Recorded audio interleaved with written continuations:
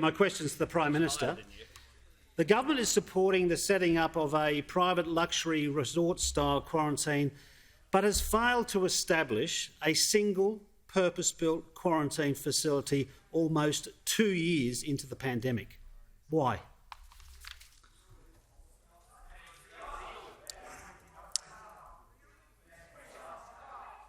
The Minister for Health has the call.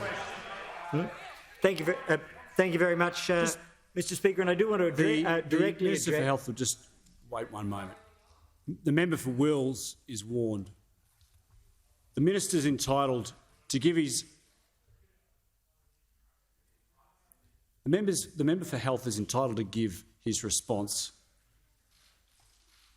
Members might want to check Standing Order 65B. The Minister for Health has the call. Thank you very much, Mr. Speaker. And I want to directly address the question in relation to quarantine facilities. Firstly, 471,000 Australians have come back on red zone flights. That 471,000 puts into perspective the task that the nation has had in order to keep people safe. In so doing, a series of elements were set up. Firstly, the hotel quarantine was established, and what that has led to is one of the 4 rings of containment to protect Australia in terms of borders, testing, tracing and distancing. That in turn has led to one of the lowest rates of COVID and one of the lowest rates of loss of life in the world. That is the first line of protection. The second thing is we did set up a National Resilience Centre, specifically focused and run by the Commonwealth at Howard Springs.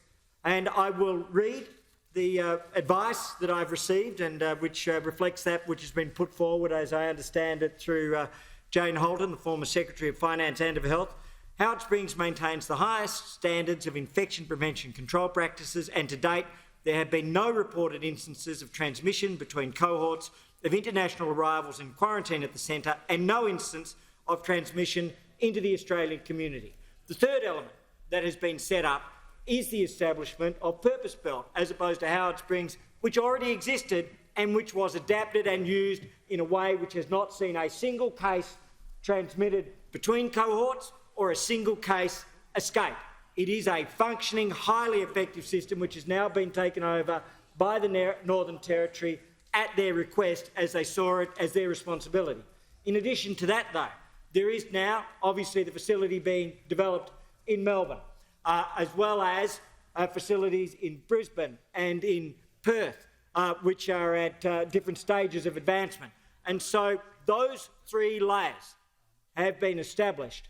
And that is why, perhaps above all the other elements that we have taken, amongst those rings of containment, that we have had one of the lowest rates of loss of life in the world, one of the 3 lowest rates amongst the 38 OECD countries. That means that we have saved over 30,000 lives by comparison with the OECD average. We've saved over 45,000 lives by comparison with the rates in the United Kingdom and in the United States. So these actions, these 3 steps, quarantine within hotels, the dedicated Howard Springs National Resilience Facility and the establishment of new dedicated facilities are the things which have helped keep Australians safe and will keep us safe going forwards.